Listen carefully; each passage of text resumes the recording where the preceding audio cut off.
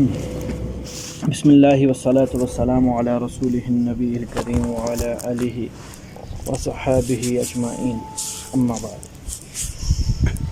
فاعوذ باللہ من الشیطان الرجیم، بسم اللہ الرحمن الرحیم، براءۃ من اللہ ورسولہ الی الذین عاہدتم من المشرکین فسیحوا فی الارض اربعۃ اشہر واعلموا انکم غیر معجز اللہ وأن الله مغزي الكافرين وأذان من الله ورسوله إلى الناس يوم حج الأكبر أن الله بريء من المشركين ورسوله فإن تبتم فهو خير لكم وإن توليتم فاعلموا أنكم غير معجز الله وبشر الذين كفروا بعذاب عليم۔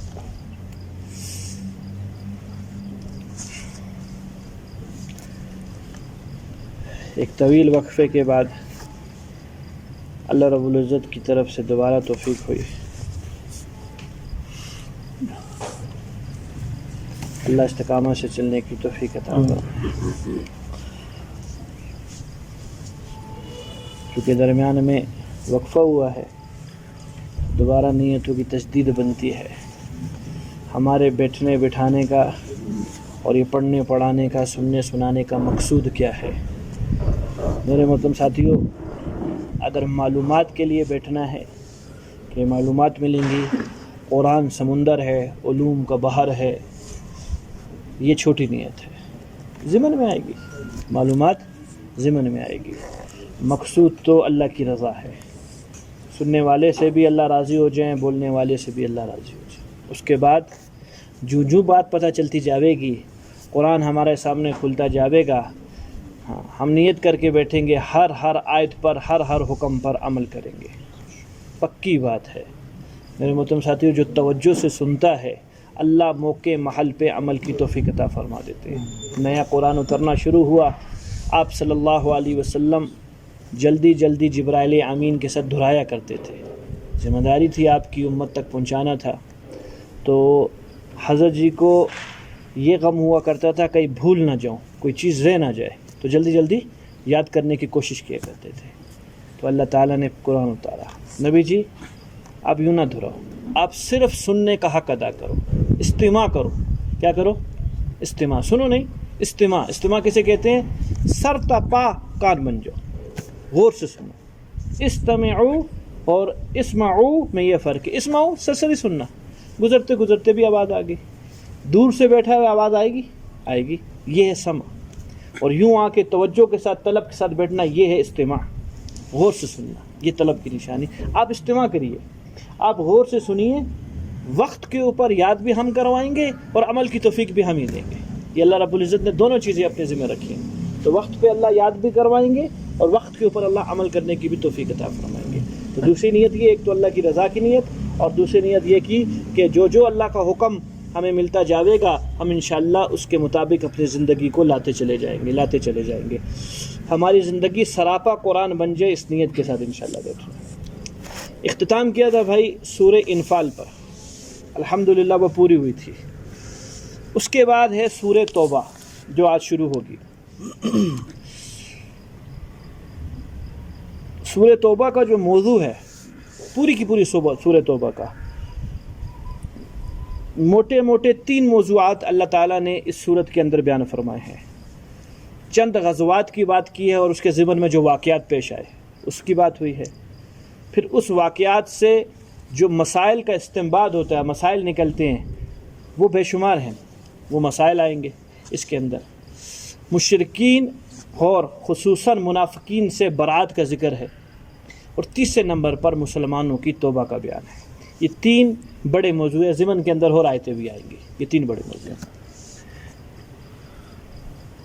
127 126 کے قریب کیا نام ہے اس کی آیات ہے۔ جو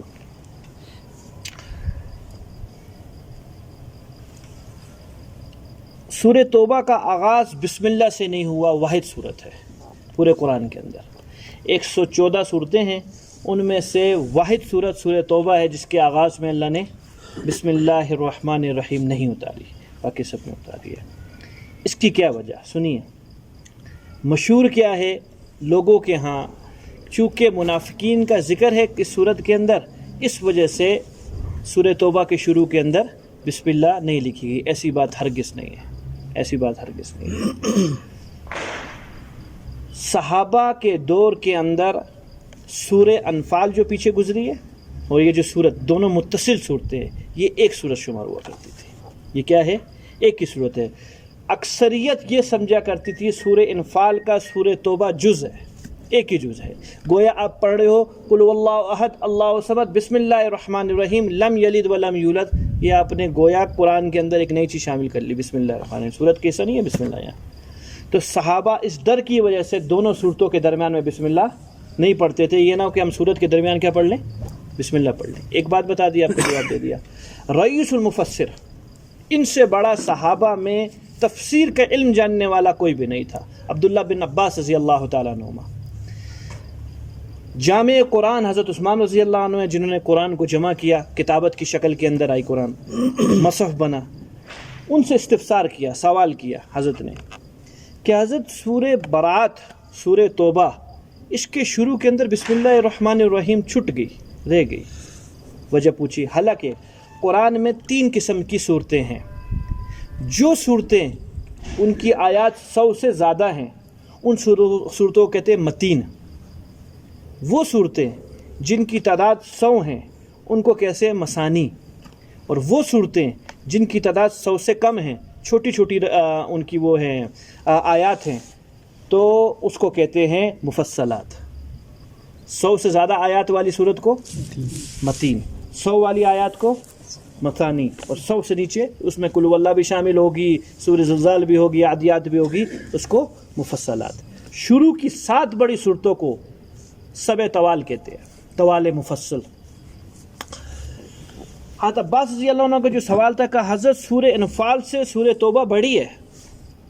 سورہ انفال کیا ہے؟ چھوٹی صورت ہے. اس کے مقابلے کے اندر آپ نے سورہ انفال کی ہیں جی آیات 75، اور اس میں میں نے کہا 127 یا 126 آیات ہیں. سورہ انفال کو لانا چاہیے تھا بعد میں، سورہ توبہ کو لانا چاہیے تھا پہلے، تاکہ صحیح ترتیب چلی آ رہی ہے جو قرآن کی اسی قرآن کی ترتیب پر رہتی. تو حضرت عثمان رضی اللہ عنہ جامع قرآن ہیں، حضرت نے فرمایا کہ کوئی چیز اپنی رائے یا اپنی مرضی سے نہیں لکھی گئی. کوئی آیت، کوئی رکوع، کہیں صورت کا رد و بدل نہیں ہوا. ترتیب کیا ہوا کرتی تھی؟ جبرائیل امین جو آپ صلی اللہ علیہ وسلم کو قرآن سنا کے جاتے، کاتب وہی لکھنے والے جو صحابہ تھے ان کو آپ صلی اللہ علیہ وسلم فلاں آیت کو فلاں صورت میں لکھ دو، اور اس آیت سے پہلے لکھ دو، اس آیت کے بعد لکھ دو. یہ سب بیان کیا گیا ہے آپ صلی اللہ علیہ وسلم کا. تو آپ علیہ الصلوۃ والسلام کی منشا کے مطابق پوری کی پوری ترتیب آئی ہے. سورہ انفال اور سورہ توبہ میں بہت زیادہ فرق ہے. سورہ انفال جیسی ہجرت کر کے آپ صلی اللہ علیہ وسلم مدینہ تشریف لائے فوراً نازل ہوگی. بدر کب ہوا ہے؟ 2 ہجری کو. کب ہوا ہے؟ 2 ہجری کو. اور یہ کیا نام ہے، سورہ انفال میں سارا کا سارا کیا تھا؟ بدر تھا. اور سورہ توبہ آخری ایام آپ صلی اللہ تعالی علیہ وسلم کے جب تھے، آپ رحلت فرمانے لگے تھے، اس وقت سورہ توبہ نازل ہوئی ہے. فتح مکہ کے بعد سورہ توبہ نازل ہو رہی ہے. تو وہ پہلے چونکہ آئی ہے اس لیے ہم نے سورہ انفال کو پہلے رکھا، اور سورہ توبہ بعد میں آئی ہے تو اس کو بعد میں رکھا. دوسری بات، جو بسم اللہ الرحمن الرحیم، حضرت عبداللہ بن عباس رضی اللہ عنہ نے فرمایا کہ کیوں نہیں ہوا، کہ ہر آئے سورت سے شروع میں اللہ کے نبی پر بسم اللہ الگ سے نازل ہوئی ہے. گویا 114 مرتبہ بسم اللہ نازل ہوئی ہے. کتنی مرتبہ؟ یہ 113 114 بیچ میں بھی ہے. سلیمان علیہ السلام کا قصہ نہیں جہاں بسم اللہ آئی ہے. تو 114 مرتبہ بسم اللہ نازل ہوئی ہے، 113 صورتوں کے لیے اور ایک صورت کے درمیان. سورہ برات کی بسم اللہ جبرائیل اللہ کی طرف سے لے کر نہیں آیا، اللہ کے نبی صلی اللہ علیہ وسلم نے آگے بیان نہیں فرمایا. اب آیا لکھنا تھا یا نہیں لکھنا تھا، اس کی مہلت ہی نہیں ملی کہ اللہ کے نبی صلی اللہ علیہ وسلم اللہ کے پاس چلے گئے. تو چونکہ صحابہ کے دور میں یہ دونوں صورتیں ایک ہی سمجھی جا رہی تھیں، اس لیے سورہ توبہ نازل کہاں ہوئی ہے؟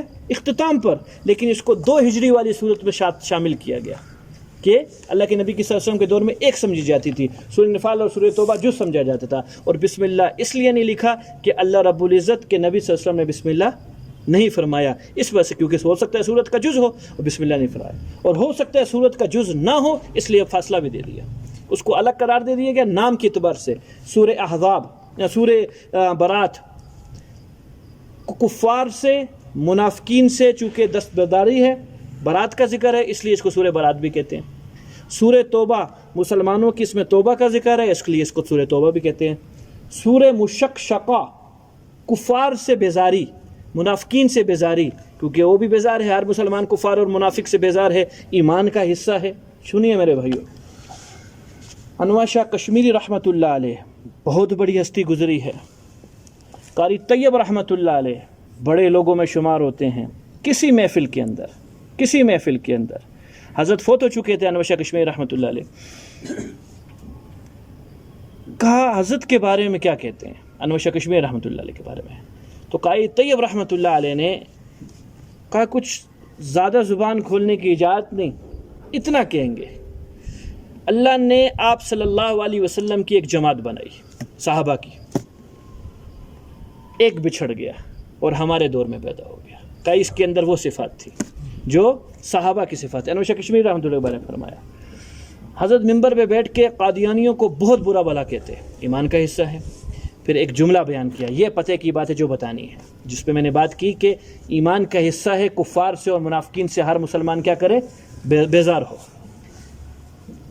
حضرت فرماتے تھے جس طرح اللہ کے نبی صلی اللہ علیہ وسلم سے، آپ کی ذات سے اور آپ کے اقوال و افعال سے محبت کرنا ایمان کا حصہ ہے، یوں ہی اسی طرح جن چیزوں سے اللہ کے نبی بیزار ہوئے ہیں، ناپسند کیا آپ صلی اللہ علیہ وسلم نے، مکروہ جانا ہے، مسلمان کو ان چیزوں کو مکروہ جاننا ایمان کا حصہ ہے. تو اس صورت کا نام سورہ مشقشقہ بھی ہے. کفار سے اور کفار کی مصنوعات سے، کفار کی طرز عمل سے، طور طریقے سے، منافقین کی مصنوعات، ان کے طور طریقے سے بیزاری ایمان کی درجے پر. سورہ فاتحہ بھی اس کا نام ہے. منافقین کو رسوا کرنے والی، صحابہ ڈر رہے تھے جب یہ سورت نازل ہو رہی تھی، چونکہ یکمشت آئی نہیں، تھوڑی تھوڑی ٹکڑے کر کے آئی ہے. عبداللہ بن عباس رضی اللہ فرماتے ہیں ہمیں اپنی ایمان کی، اپنی جان کے لالے پڑے ہوئے تھے جب یہ سورت اتر رہی تھی. کیوں؟ ہمیں یوں لگ رہا تھا کہ مدینہ میں کسی بندے کا نام اللہ نہیں چھوڑیں گے اور سب کا لے لیں گے. ہر ایک کی ایمانی کیفیت اللہ کے نبی صلی اللہ علیہ وسلم کے سامنے کھول کے رکھ دیں گے. کون مسلمان ہے، کون منافق ہے، کون مسلمان ہے، کون منافق ہے. لسٹوں پہ لسٹیں آ رہی تھی. آج سے پہلے کچھ پتہ نہیں تھا.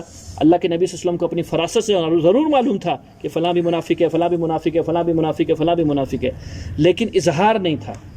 اور اکثریت بیشتر صحابہ کو علم بھی نہیں تھا، اپنا ساتھی سمجھا کرتے تھے. جب سورہ توبہ آئی، سورہ برات آئی، تو اب کھل کے نام آیا منافقین کے کہ جی فلاں فلاں ہے اور بس کر لیا جائے. آج کے بعد تمہاری ہمیں اور ہمیں تمہیں کوئی ضرورت نہیں ہے. تم اپنا رستہ ناپو. آج سے پہلے پہلا بار کا ہوا بدر کا، پھر احد کا، پھر خندق کا، حنین کا، چلتے چلتے چلتے یہ سورہ تبوک، غزوہ تبوک تک بات پہنچ گئی. ہر لڑائی میں منافقین شریک تھے اور کوئی ایسی غزوہ نہیں ہے جس میں منافقین نے دغا اور دھوکہ نہیں دیا آپ صلی اللہ علیہ وسلم کو. بدر سے شروع ہوئے اس سے تو واضح ہو چکی تھی ان کی بات، لیکن اب اپنے ساتھ لے جانے کو بھی منع فرما دیا کہ نہیں.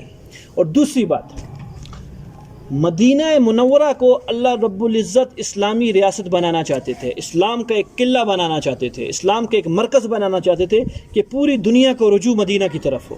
ایک اسلام کا مرکز ہونا چاہیے. یہ کیسا مرکز ہے جس میں کافر بھی موجود ہے، جس میں منافق بھی موجود ہے، جس میں مسلمان بھی موجود ہے. لہٰذا اس مرکز کو کفار اور منافقین سے پاک کیا جائے. اس لیے عہد توڑنا ضروری تھا. 4 قسم کے گروہ اور جماعتیں تھی جس سے آپ صلی اللہ علیہ وسلم نے عہد کیا تھا. میں اس لیے تھوڑا سا تفصیل سے بات کروں تاکہ آگے صورت سمجھنا آسان ہو جائے گی. پہلا گروہ تو وہ تھا کہ 6 ہجری کے اندر آپ علیہ الصلوۃ والسلام عمرے کے لیے تشریف لے کر گئے تھے، عمرہ کرنے نہیں دیا تھا. یہ صلح حدیبیہ کا گروہ تھا جن سے 10 سال کی صلح کے نام کے اوپر کسی قسم کی کوئی جنگیں نہیں ہوں گی. جنگ بندی کے لیے صلح کی تھی دونوں جماعتوں نے، آپ صلی اللہ علیہ وسلم کی جماعت نے بھی اور مشرکین کی جماعت نے بھی. اب دونوں جماعتوں کے حلیف بنے تھے ساتھی. بنو خزاعہ ایک قبیلے کا نام ہے، یہ آپ صلی اللہ علیہ وسلم کا حلیف بنا تھا کہ ہم آپ صلی اللہ علیہ وسلم کے ساتھی ہیں، آپ کا ساتھ دیں گے. بنی بکر ایک قبیلہ تھا، اس نے قریش کا ساتھ دیا، مشرکین کا، کہ جی ہم ان کے ہیں.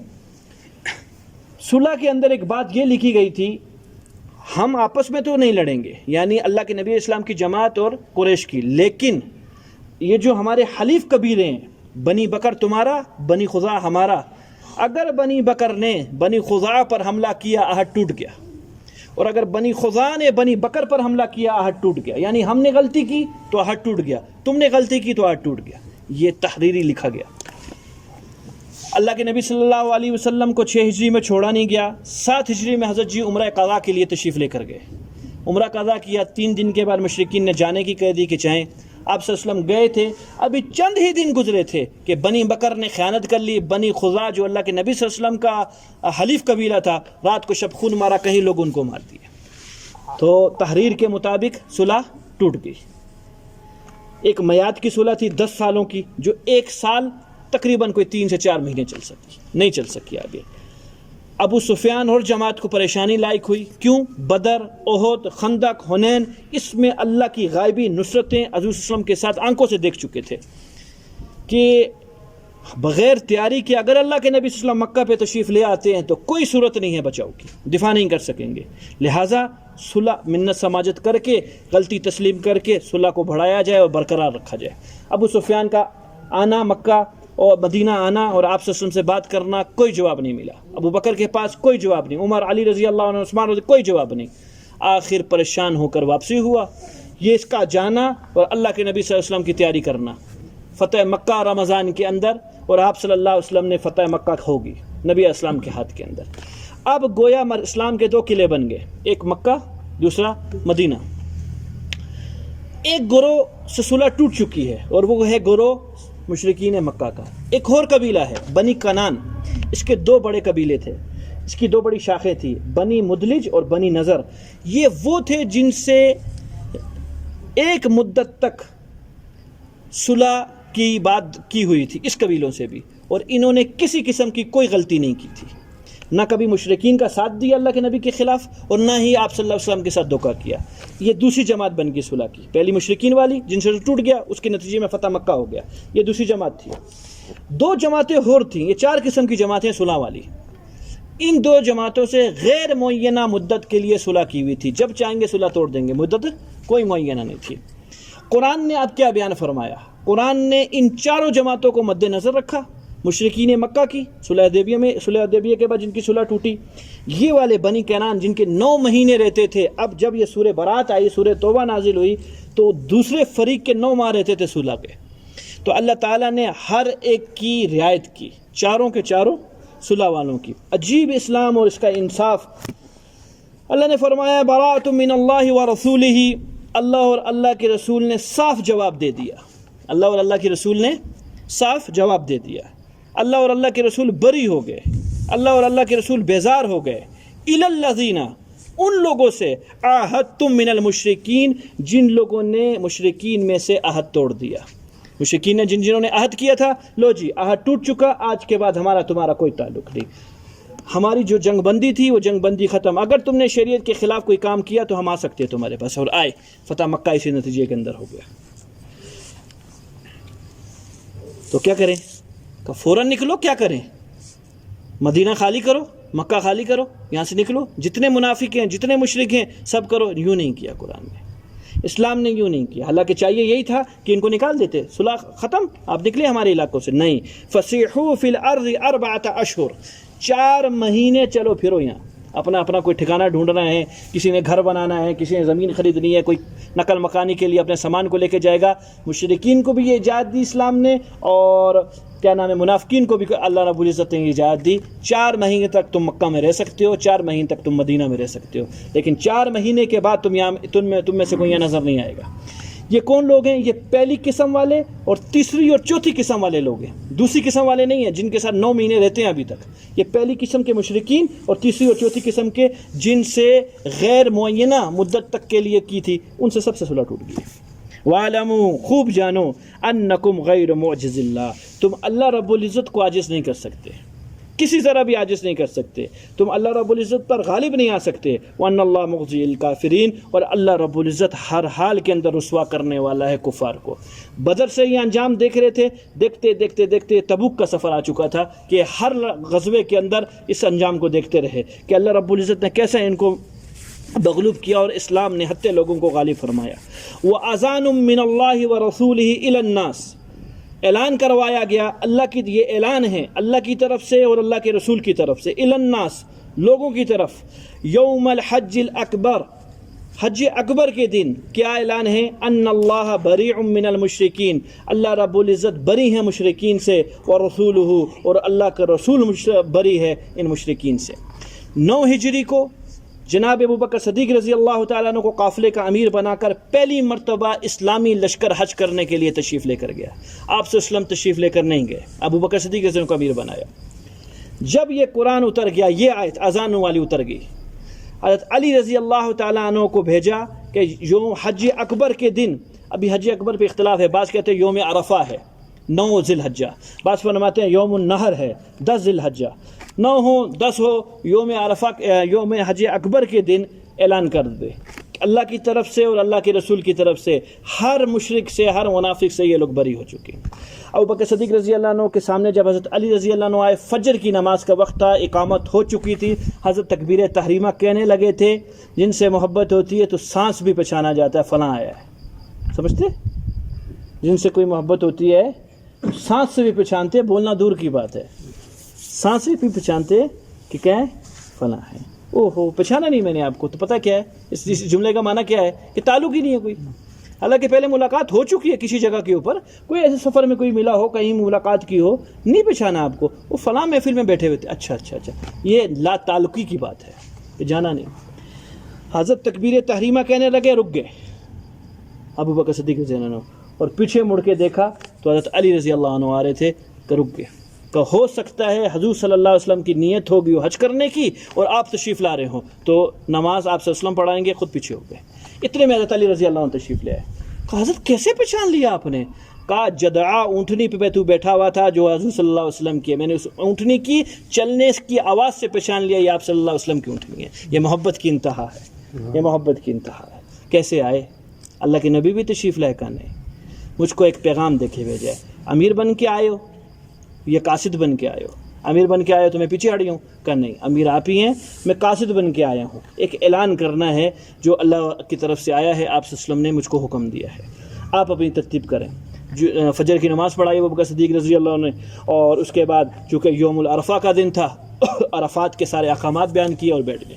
حضرت علی رضی اللہ عنہ نے فرمایا آپ تشریف لے۔ اب حضرت علی رضی اللہ عنہ نے یہ آیت پڑھ کے لوگوں پوری سورہ برات پڑھ کے سنائی، اس میں ایک یہ نئی چیز تھی جو کہ آج تک مشرکین کے لیے نہیں تھی، کہ یہ کیا آ گیا؟ گویا سر پہ چوٹ لگ گئی، ان کے کمرے ٹوٹ گئی، گھٹنے ٹیک لیے۔ وَأَذَانٌ مِّنَ اللَّهِ وَرَسُولِهِ، لوگوں سن لو، اللہ اور اللہ کا رسول بری ہو چکا ہے تم لوگوں سے، آج کے بعد ہماری دوستی ختم۔ 4 واضح باتیں بیان فرمائی۔ آج کے بعد کوئی برہنہ ننگا طواف نہیں کرے گا بیت اللہ کا۔ نمبر 2، کوئی مومن کے بغیر جنت میں داخل نہیں ہوگا، سوائے مومن جنت میں داخل ہوگا، اس کے علاوہ کوئی جنت میں داخل نہیں ہوگا۔ نمبر 3، اس سال ہم اور تم تو حج کر رہے ہیں، کون کون؟ مشرکین بھی اس میں شامل ہیں اور مسلمان بھی اسی حج میں شامل ہیں، لیکن آئندہ سال سے کوئی مشرک مسلمانوں کے ساتھ حج نہیں کرے گا، صرف مسلمان حج کریں گے۔ تو وہی ہوا جب اگلے سال آپ صلی اللہ علیہ وسلم حج کرنے کے لیے تشریف لے کے گئے تو کوئی مشرک نہیں تھا نبی علیہ الصلوۃ والسلام کے ساتھ، کوئی برہنہ نہیں تھا، کسی نے غیر رسمی طور کے اوپر طواف نہیں کیے، سب اللہ ابراہیم علیہ الصلوۃ والسلام کی ترتیب کے اوپر حج ہوا۔ اور چوتھی چیز، تمہیں مہلت دی گئی ہے 4 مہینے کی، اپنا بوڑیا بستر لپیٹو 4 مہینے کے اندر۔ ہاں ایک بات ہے، اگر وہ کر لو تو یہیں رہ سکتے، وہ آگے آ رہی ہے بات، اگر وہ بات پوری نہیں کی تو بسم اللہ آپ لوگ جائیے۔ وہ بات کیا ہے جی؟ وہ بات یہ ہے، فَإِن تُبْتُمْ، اگر توبہ کرتے ہو، کتنی گنجائشیں ہیں، مہلت بھی دے رہے ہیں، کفر کی حالت میں مہلت اسلام نے دی ہے، 4 مہینے تک ہمارے گھر میں رہو، ہمارے علاقے میں رہو، اپنا بندوبست کرو، فوراً نہیں نقل مکانی کرو۔ بہت اچھی بات ہے، تم یہاں کے رہنے والے، یہیں کے باسی بن جاؤ۔ فَإِن تُبْتُمْ، اگر توبہ کرتے ہو، فَهُوَ خَيْرٌ لَكُمْ، یہ تمہارے لیے سب سے بہتر بات ہے، یہی رہو ساری زندگی ہمارے ساتھ۔ یہ اسلام کا انصاف کسی اور جگہ نظر نہیں آئے گا سوائے اسلام کے اندر۔ ہاں اگر یہی ترتیبیں رہی، ہٹ دریوں پہ قائم رہے، فَإِن تَوَلَّيْتُمْ، اگر اعراض کیا اور وہی پرانی ترتیب پہ رہے تو پھر یاد رکھنا، فَاعْلَمُوا، تو پھر کان کھول کے سنو، أَنَّكُمْ غَيْرُ مُعْجِزِ اللَّهِ، تم اللہ پر غالب کبھی بھی نہیں آ سکتے۔ اللہ کی ڈھیل کو اللہ رب العزت کی غفلت مت سمجھنا۔ گناہ ہوا، پکڑا ہی نہیں، کل پھر کر لیا، پکڑتے ہی نہیں، تیسرے دن پکڑ لیا، پکڑتے نہیں، 2 باتوں میں سے پھر تو ایک بات ہوگی، یا تو کوئی اللہ ہی نہیں ہے، ہوتا تو فوراً پکڑ لیتے نا، یا پکڑتے ہی نہیں ہے، دونوں باتیں کفر ہے۔ اللہ بھی موجود ہیں اور پکڑتے بھی ہیں، اور ایسے پکڑتے ہیں کہ پھر ان کی پکڑ سے نکلتا کوئی نہیں ہے۔ ہاں ہیں چونکہ رحیم اور رحمت کا غلبہ ہے اپنے اس پر عذاب اور قہر کے اوپر، اس غلبے کی، اس رحمت کے غلبے کی بنیاد کے اوپر ڈھیل دیتے ہیں۔ پھر دو عبارتیں بنتی ہیں، یا تو توبہ کے ذریعے اللہ رب العزت توفیق عطا فرما دیتے ہیں رجوع کی، اور اگر اللہ نے رحمت ہی کرنی ہے اور یہ بدبخت توبہ کرنے کو تیار نہیں ہیں، رجوع الی اللہ کو تیار نہیں ہیں، پھر اللہ حالات بھیجتے ہیں۔ ان حالات کی وجہ سے سارے گناہ معاف ہو جاتے ہیں اور پاک ہو کر اللہ کے پاس چلا جاتا ہے۔ کینسر ہو گیا، لا علاج مرض، موذی مرض، موت تک ساتھ دینے والا مرض، ایک بخار کی کروٹ کی وجہ سے، بخار کی تپش کی وجہ سے جو کروٹ لی جاتی ہے، 1 سال کے گناہ معاف۔ کتنے سال کے؟ 1 سال کے۔ تو کینسر سے اللہ جانے کتنے معاف، شوگر سے کتنے معاف، دل کے مریض والوں کے کتنے معاف، سارے معاف۔ مرنے سے پہلے ساتھ ہو کے اللہ کے پاس چلا گیا، دنیا میں سزا بکت لی، فائدہ مند ہوا، پھر بھی فائدہ مند ہوا۔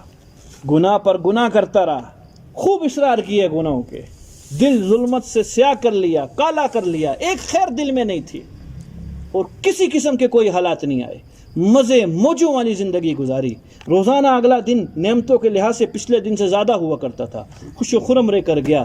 یہ سختی کے اندر کوئی ایسی چیز ہائی نہیں درمیان میں جس سے اس کے گناہ معاف ہو جائیں، نہ رجوع کیا نہ حالات آئے، بس مرتے ساتھ ہی پٹائیاں شروع کر دی۔ تو دنیا والوں یاد رکھنا، خصوصاً ان منافقین اور مشرکین کو بات ہو رہی ہے، فَاعْلَمُوا، خوب جان رکھو کہ تم اللہ رب العزت کو عاجز نہیں کر سکو گے۔ وَبَشِّرِ الَّذِينَ كَفَرُوا بِعَذَابٍ عَلِيمٍ، تم ان کفار کو خوشخبری سناؤ ایک دردناک عذاب کی، خوب دردناک عذاب کی۔ اب یہ دردناکی ہے کیا میرے بھائیو؟ لفظ دردناکی اللہ کے عذاب کو دردناکی بنانے کے لیے قاصر ہے۔ اللہ جانے وہ کس قسم کے عذابات ہیں، کیسی چیزیں ہیں۔ حدیث میں جو خبر دی ہے میرے محترم ساتھیوں، کسی انسان خواہ وہ فرد مسلمان ہو یا کافر ہو متحمل نہیں ہے ان عذابات کو برداشت کرنے کے لیے۔ تو عقل مندگی کا تقاضا رجوع الی اللہ ہے، عقیدت کے ساتھ، محبت کے ساتھ اللہ کی طرف رجوع کیا جائے۔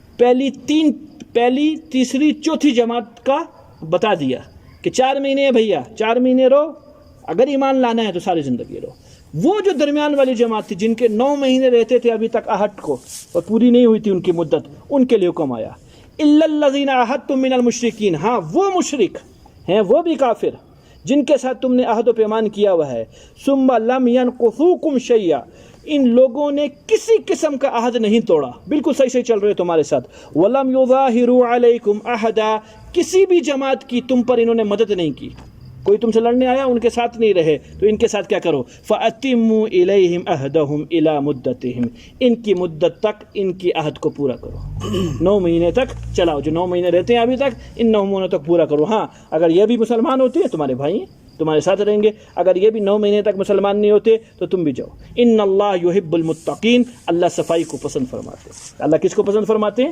یہاں میں نے ترجمہ متقین کا تقوی نہیں کیا، یہاں تقوی نہیں بنتا ہے، یہاں ترجمہ میں نے کیا کیا ہے؟ اللہ کس چیز کو پسند کرتے ہیں؟ صفائی کو، زبان اور دل دونوں ایک ہو، یہ صفائی ہے۔ مشرکین کے ساتھ جو معاملہ پیچھے سیاق چل رہا ہے کلام کا، ان کی زبان پر عہد ہے اللہ کے نبی کے ساتھ، تو دل کے اندر چور بیٹھا ہوا ہے، تھوڑی دیر کے بعد معاملہ برعکس کر لیں گے، دھوکہ دینا ہے۔ اور اسلامی تعلیمات کیا دی ہے؟ جو زبان ہو وہی تمہارا دل ہو، جو دل کہے وہ تمہاری زبان کہے، زبان غلط نہ کہے، یہ پھر صفائی نہیں ہوگی۔ اللہ کس کو پسند فرماتے ہیں؟ صفائی کو۔ اچھا جی، 4 مہینے گزر گئے جن کو مدت دی گئی تھی، فَإِذَا انْسَلَخَ الْأَشْهُرُ الْحُرُمُ، جب یہ حرمت والے 4 مہینے گزر جائیں گے۔ کون سے جی حرمت والے؟ ایک دور ہے رجب، اور 3 کیا ہیں؟ 7 ہیں، پہلا ذی القعدہ، دوسرا ذی الحجہ اور تیسرا محرم۔ یہ 4 کون سے مہینے ہیں؟ حرمت والے مہینے ہیں۔ جب یہ 4 حرمت والے مہینے گزر گئے، اب کیا کرو؟ اب تمہارے مدینہ کے اندر، اب تمہارے مکہ کے اندر کوئی مشرک اگر نظر آ گیا، فَاقْتُلُوا الْمُشْرِكِينَ حَيْثُ وَجَدتُّمُوهُمْ، جدھر مشرک دیکھو بغیر بات کیے قتل کر دو اس کو۔ اب وجہ پوچھنے کی ضرورت نہیں ہے کہ ابھی تک تو یہاں کیوں ہیں، حَيْثُ وَجَدتُّمُوهُمْ، جہاں بھی پاؤ مار ڈالو اس کو، جہاں بھی پاؤ مار ڈالو۔ اسلام کی حدود ہیں، اور حدود کسی وجہ سے ہیں۔ جتنی بھی حدود آئی ہیں، شراب کی حد آئی ہے، زنا کی حد آئی ہے، چوری کی حد آئی ہے، یہ کفار کے لیے حدود ہیں۔ اسلام نے اپنی حدود کے اندر کسی قسم کی کوئی نرمی نہیں کی۔ آئی تھی نا فاطمہ بنت جحش، اور بڑی سفارشیں لے کر آئی تھی، اونچے اونچے لوگ سردار وقت کے آپ صلی اللہ علیہ وسلم کے پاس تشریف لائے تھے، یا رسول اللہ غلطی ہوگی، بدنامی ہو جائے گی، اگر ہاتھ کٹتا ہے، چوری ہو گئی تھی، اگر ہاتھ کٹتا ہے تو منہ دکھانے کے قابل نہیں رہیں گے، بڑے خاندان کی بچی ہے، مہربانی کیجئے کوئی دائیں بائیں معاملہ کیجئے۔ اوہ جب غصے میں آیا کرتے تھے نا حضرت جی، تو یہاں ایک رگ تھی اور وہ رگ پھر پھڑپڑاتی تھی، جس سے انار کی طرح آپ کا چہرہ سرخ ہو جایا کرتا تھا۔ آپ صلی اللہ علیہ وسلم نے فرمایا لو کانت فاطمہ بنت محمد سرقت لقطعت یدہ، اگر محمد کی بیٹی فاطمہ بھی چوری کرتی تو ضرور ہاتھ کٹتا۔ یہ تو دوسری ہے، ہاں بچانا تھا ہاتھ تو میرے تک لے کے نہیں آتے معاملہ، اپنا ہی اپنا پیچھے پیچھے سے صفا کروا لیتے۔ یہاں آیا معاملہ کا وہ قاضی بڑا گناہ گار جس کے سامنے مقدمہ آ گیا اور اس نے ناحق فیصلہ کر دیا تو کٹا جی۔ تو جتنی حدود آئی ہیں ان حدود کے اندر شریعت نے کمی نہیں کی۔ وجہ اگر قصاص کے معاملے میں ہلکی سی بھی معاملہ نرمی والا کر دیا جائے گا، نہیں مارتے نہیں ہیں، دوسرے کو بھی قتل کر دے گا، تیسرا بھی قتل کر دے گا، پتہ نہیں یہ تو لمبا لٹکا دیتے ہیں، اگلے کو ہمت ہی نہیں ہوگی قتل کرنے کی۔ نہیں سمجھ میں آئی ہے؟ آپ کو اور بتلاؤں، یہ ہے قتل عمد کی سزا۔ کس کی سزا؟ جان بوجھ کر قتل کیا تو کیا ہوا جائے گا؟ قصاص لیا جائے گا۔ اسی ذات سے قتل خطا کی سزا سنیے، ایک آدمی نے غلطی سے قتل کیا، غلطی جانتے ہیں؟ شکار کر رہا تھا، ہرن کو مارنے کے لیے گولی بندے کو لگ گئی، یہ کیا ہے؟ گاڑی پہ ایکسیڈنٹ کر دیا، غلطی سے بندہ مار دیا۔ عاقلہ کے اوپر دیت ہے، عاقلہ کون ہے؟ اس کا خاندان، اس کے اوپر دیت نہیں ہے، شریعت نے رکھی۔ کس پہ دیت رکھی ہے؟ عاقلہ۔ عاقلہ کہتے ہیں اس مارنے والے جس نے غلطی سے قتل کیا اس کے خاندان کو، پورا خاندان مل کے 80 اونٹ دے گا، 100 اونٹ دے گا۔ اس آدمی کے اوپر نہیں رکھی بلکہ سہولت کی اسلام نے۔ یہ آدمی کہاں سے اکیلا 100 اونٹ لائے؟ چلو سارے جمع کر کے 100 اونٹ دو۔ اور دوسرے نمبر میں سختی بھی کی ہے، یہاں آسانی کی ہے، اکیلے پہ بوجھ نہیں ڈالا، پورے خاندان پہ ڈالا۔ اور سختی کیسے کی ہے؟ ان کا کیا قصور ہے جو 100 اونٹ دے رہے ہیں؟ عاقلہ خاندان، سمجھایا کیوں نہیں بیوقوف کو؟ جب وہ اس چیز کا اہل ہی نہیں تھا تو اس کو اس اہلیت والا کام کس لیے دیا؟ اسلام کی سزائیں کسی قسم کی کوئی حکمت نہیں چلتی، دماغ جتنا زور مارو گے تھک تھک تھک کے دوبارہ ادھر ہی آ جائے گا، آپ کو کچھ سمجھ بھی نہیں آئے گی۔ فلاسفہ جتنے گمراہ ہوئے اس بنیاد پہ اوپر گناہ ہوئے۔ بھائی نماز کے اوپر اللہ ملتے ہیں یہ تو سب کو سمجھ میں آتی ہے، روزے پہ اللہ ملتے ہیں یہ تو سب کو سمجھ میں آتی ہے، فلاں کے اوپر یہ چیز ہے، اس نف پہ اس چیز ہے، یہ تو سب کو سمجھ میں آتی ہے۔ ادھر دماغ لڑایا تو یہ دماغ کے ساتھ گمراہ ہو جاؤ گے، تمہیں اسلام سمجھ میں نہیں آنے والا۔ اسلام کی بہت سی چیزیں ایسی ہیں جو بہت کچھ اوپر سے گزرنے والی ہیں۔ قرآن نے فرمایا اس چیز کے بارے میں کہ بہت سی ایسی چیزیں جو راسخین فی العلم، وہ علماء جو علم میں راسخ ہوتے کہتے ہیں اللہ اور اللہ کے رسول ہی جانے گے، ہمیں اس چیز کی حکمتوں کی سمجھ میں نہیں آ رہی ہے۔ تو جی یہ جو فرمایا فَاقْتُلُوا الْمُشْرِكِينَ حَيْثُ وَجَدتُّمُوهُمْ، جہاں بھی مشرک ملے فوراً قتل کر دو، وَخُذُوهُمْ، خوب ان کو پکڑ لو، وَاحْصُرُوهُمْ، قید کر دو ان کو، وَاقْعُدُوا لَهُمْ كُلَّ مَرْصَدٍ، گھات میں لگے رہنا ان لوگوں کے، کونے کونے میں تم لوگ چھپا لو اپنے بندے، جہاں مشرک ملے ان کو مار دو، ان کو ختم کر دو۔ ہاں 3 نشانیاں بتلائی ہیں ان کی توبہ کی، اگر یہ 3 کام تمہیں کرتے ہوئے نظر آئیں تو سمجھ لینا یہ توبہ کر چکے ہیں۔ جو توبہ کی پیچھے بات آ چکی ہے فَإِن تُبْتُمْ فَهُوَ خَيْرٌ لَكُمْ، اگر یہ توبہ کر لیں تو تمہارے ساتھ رہیں گے۔ اگر 3 کاموں میں سے 2 کرتے ہیں 1 نہیں کرتا اب بھی منافق ہے، مار دینا۔ 1 کرتا ہے 2 نہیں کرتے تب بھی مار دینا۔ میں تینوں کی مثال دیتا ہوں۔ کام کیا ہے 3 جی؟ فَإِن تَابُوا، اگر یہ توبہ کر لیں، مراد اس سے ایمان ہے، مسلمان ہو گئے، وَأَقَامُوا الصَّلَاةَ، نمازیں پڑھنے لگ گئے، یہ دوسرا کام ہے، وَآتُوا الزَّكَاةَ، اور تیسرا کام ہے زکوٰۃ دینے لگ گئے، فَخَلُّوا سَبِيلَهُمْ، ان کے راستے کو چھوڑ دینا۔ یہ صحیح ہیں، تمہارے ساتھی ہیں، تمہارے نماز پڑھتے ہیں، ایمان والے بھی اپنے آپ کو کہتے ہیں، زکوٰۃ نہیں دیتے۔ ابو بکر صدیق رضی اللہ عنہ کا دور یاد کرو، آپ صلی اللہ علیہ وسلم کی رحلت کے بعد مانین زکوٰۃ پیدا ہوئے، جی ہم زکوٰۃ تو اللہ کے نبی کے دور تک تھی، آج کے بعد زکوٰۃ نہیں دیں گے، نماز پڑھیں گے، روزہ رکھیں گے، حج کریں گے، ایمان والے لوگ ہیں۔ فرمایا جب تک آخری سانس ہے ابو بکر کے اندر تم سے جہاد کرے گا۔ نبی صلی اللہ علیہ وسلم کے دور میں اونٹ کے ساتھ رسی دیتے تھے، اونٹ دو گے رسی نہیں دو گے تب بھی جہاد کروں گا تمہارے ساتھ۔ یہ کیسی بات کر دی تم نے کہ جی ہم نہیں دیں گے؟ تو فرمایا تینوں اگر علامتیں نظر آ رہی ہیں، نماز، زکوٰۃ اور ایمان، تو تمہارے بھائی ہیں، ان کا راستہ چھوڑ دینا۔ ہاں ان اللہ غفور الرحیم، اللہ بہت غفور، پہلے والے گناہ سب معاف فرما دیے، آئندہ صحیح ترتیب پہ چلیں۔ اگر یہ ایمان کی نشانیاں نہیں بتائیں گے، نماز اور زکوٰۃ، تو پھر تم ان کو جہاں بھی یہ ملے ان کو قتل کر دینا۔ کافی ہے جی، زندگی آگے مفہوم دوسرا ہے انشاءاللہ۔ فرمائے اس کے متعلق کسی نے کوئی بات پوچھنا؟